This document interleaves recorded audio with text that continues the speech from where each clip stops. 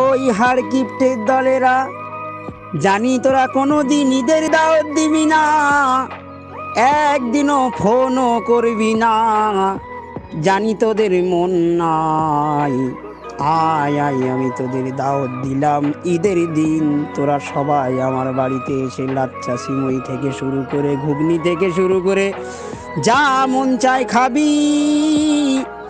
আমি তোর মতো হাড় কিপটে না, তোদের অগ্রিম ঈদের শুভেচ্ছা জানাই। তাই তোরা কেউ যেন ঈদের দিন মিস করিস না, সকলে ঈদের দিন আমার বাড়িতে এসে হাজির হোস। খেতে দেবো তোদের গরুর গোশ, দিবি না আমার দোষ, কেন যত দোষ তোর।